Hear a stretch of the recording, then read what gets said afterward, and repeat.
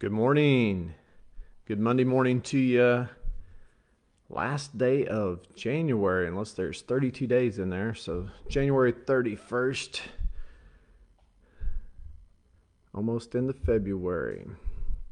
And I hope you guys had a great January, a great start to the year. Even if it was challenging, just know that those challenges are like an insurance policy for future victories. A lot of people don't get that.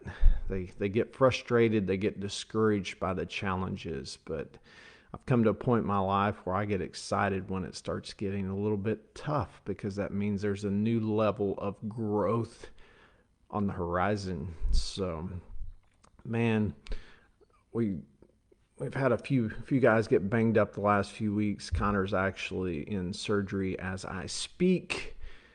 Um, so if you guys would, continue to keep him in your prayers and like I said last week, there's many people in the world that need healing right now, and I try to do a prayer every day for everybody that needs healing. I try to do a prayer of thanks because that's the way I was taught to pray, that it's already taken place. And I think it's good if we can get in a daily practice of doing that, praying for other people.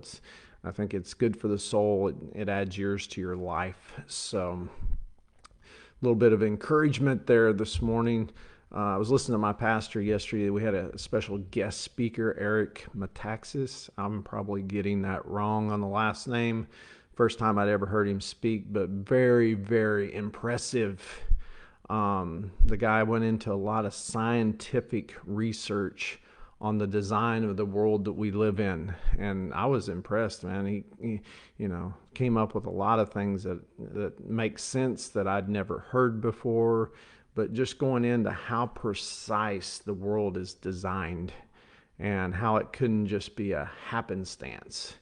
So it's interesting how science is actually proving that there was the design of this world is so precise that it couldn't just be happenstance. And he was going into an example of, if the world was, the actual world itself was any bigger or any smaller, we wouldn't have the atmosphere that we have, we wouldn't have the environment that we have. And I always find that stuff really fascinating, and it's in his opinion, it's like science is proving that there was a great designer of this world that we live in. Even if it was a big bang initially, there was tremendous design that went into the world, and I find that very fascinating, and I think there's a lot to be taken away from it for sure. So it's interesting. We live in a world where people are so on the environment. We need to protect the environment. And I agree 100%. I look at it this way.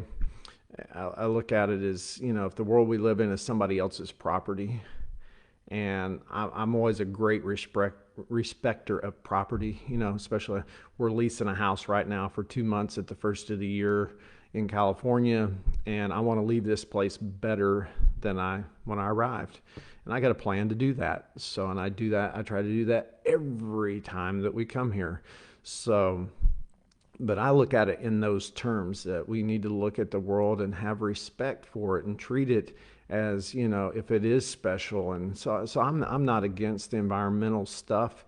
It's just I don't believe that, with the design of the world, that that we are the ones in control of how it's really working, and that we can really have an impact. We're in California right now, and you hear about how populated California is, and you can go in the most populated areas over here by Los Angeles and be driving down the freeway, and it's still amazing to me. I've been coming out here for many, many years, and it is still amazing to me how much undeveloped land, with as populated as it is, how much undeveloped land there is. So I think in the grand scheme of things, we're such a microcosm of the universe, that us really thinking that we can have an effect on this grand design that was implemented in bringing this world into existence, it's a little bit comical at times. But I think we do need to have great respect. I don't think we need to try to trash the world. And what's interesting, is you have all these politicians that you know, since I was a little kid, we need to save the environment. We need to do this. And what's interesting is none of them have, for the existence of my life, none of them's actually ever made an impact. Actually, there's a lot of talking that goes on, but not a lot of doing. And interesting fact for you this morning, since we're on kind of interesting facts this morning, is the oil companies. The ones that are responsible for putting emissions in the air through gas and stuff that we run in our cars and stuff. What's very interesting is they've done more for our environment, research and reducing emissions than any other group on the planet. It's very interesting. So, especially in the world we live today and what we're told on a daily basis. So it's very interesting. But man, I hope you guys have a great Monday, a great start to the week. I wanted to wish Sean Jacobs a happy belated birthday. Man, sometimes I'm just socially illiterate. I talked to him on Saturday and didn't even realize I think it was Saturday was his birthday. So Sean, sorry about that, but happy belated birthday to you.